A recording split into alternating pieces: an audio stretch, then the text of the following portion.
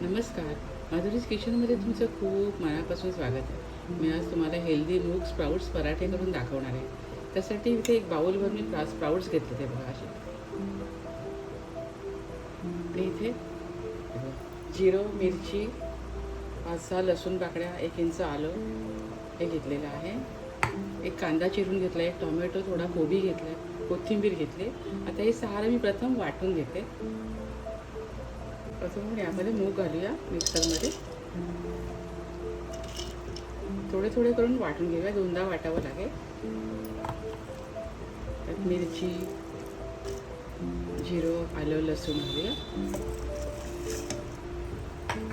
थोड्या भाज्याही ॲड करूया.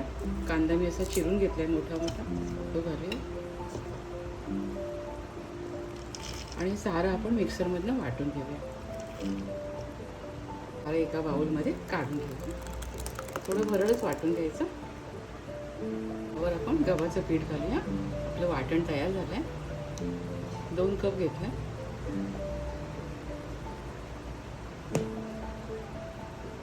आपण थोडं बेसन घालूया.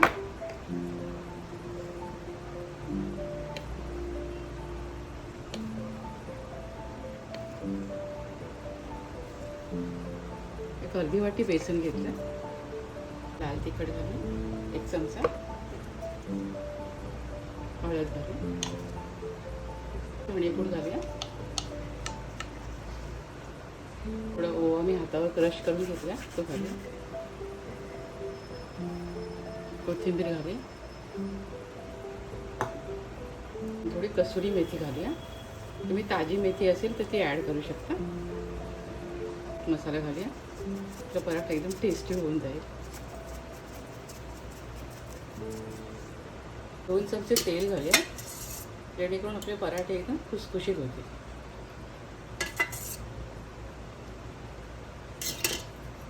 आणि मीठ घालूया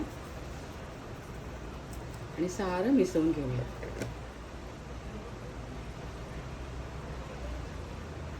जरा गरज वाटली तरच पाणी घ्यायचं आहे, आता पाण्याचा उपयोग करायचा नाही.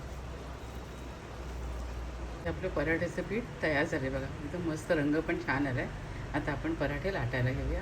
इथे मी एक गोळा सुक्या पिठामध्ये बुडवून घेतला आहे. आता आपण लाटायला घेऊया.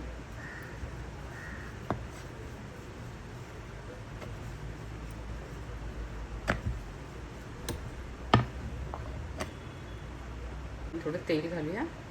पण घडीचा करूया, म्हणजे अजून आपला पराठा क्रिस्पी होईल. थोडं सुका पीठ घालूया.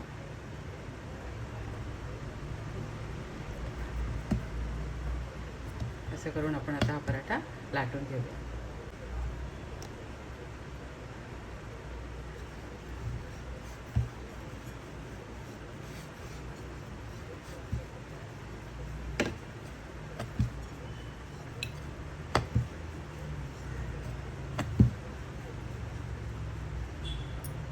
आपण पराठा थोडासा गोल करून घेऊया, अजून छान दिसेल ना.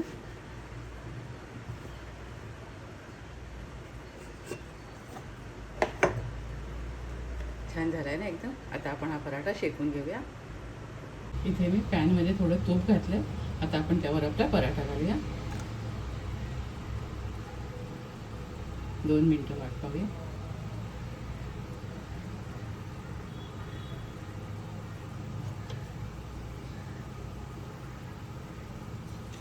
तुपामुळे छान खमंग लागेल पराठा एकदा.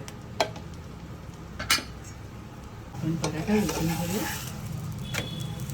दिसतोय छान ना, आणि मऊसूत झाला. आता बघा छान फुलला पण ना, आणि क्रिस्पी पण झाला एकदम मस्त.